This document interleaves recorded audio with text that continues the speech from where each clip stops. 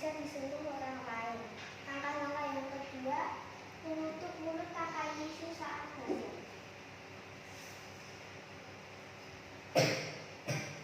Kemudian dibuang ke tempat sampah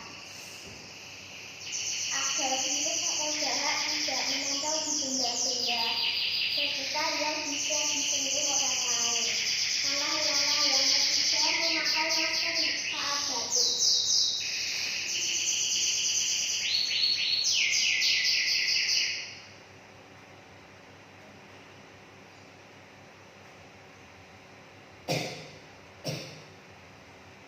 Sehingga waktu batuk, virus atau dahak tidak menempel ke orang lain atau benda-benda di sekitar kita.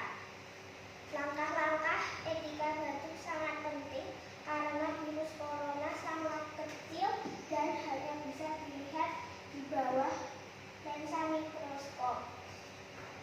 Virus corona hanya tidak bisa terbang tetapi menempel.